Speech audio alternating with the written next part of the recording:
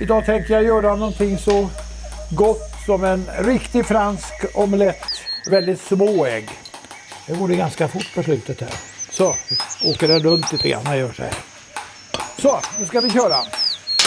Och det är en liten omelett för 2 personer. Lös och fin.